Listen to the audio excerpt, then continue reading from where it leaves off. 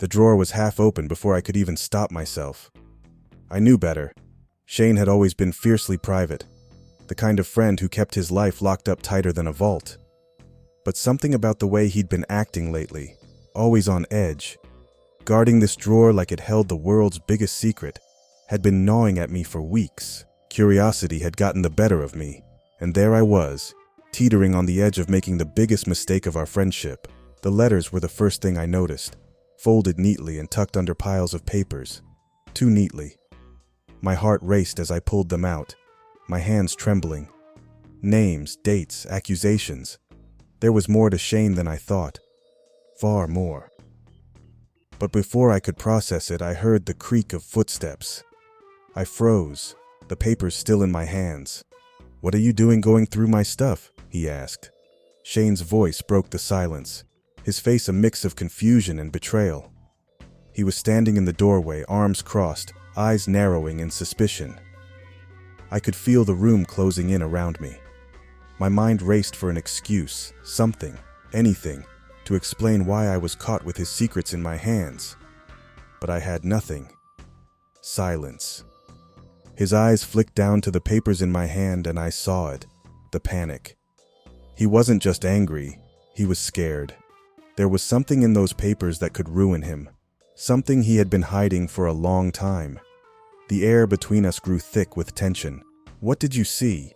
His voice was low, but the fear was undeniable.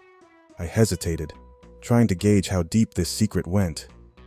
Shane wasn't the type to panic easily, but whatever I'd uncovered clearly had him on edge. I could feel the power shift in the room. I had leverage now, but was I willing to use it? The temptation was real. I could keep this secret and use it when the time came. Or I could confront Shane, demand answers, and risk losing him forever. Or worse, expose him. The scandal could destroy him, and part of me wondered how far I was willing to go for that kind of power. But then the panic set in. If I told Shane what I saw, our friendship would never be the same. If I lied, I'd have to carry the guilt of this secret forever. Either way, our bond was already cracked. And then, the voice in my head, curiosity killed the cat. But what about the rest of the saying? Satisfaction brought it back. That was the temptation now. Would knowing the full truth bring satisfaction? Or would I lose everything in the process? But here's where the lesson lies. This isn't just about getting caught. It's about the consequences of letting curiosity and temptation control your actions. There's a fine line between trust and betrayal, and once that line is crossed, things are never the same. We all want to know more, to dig deeper into people's lives. But at what cost?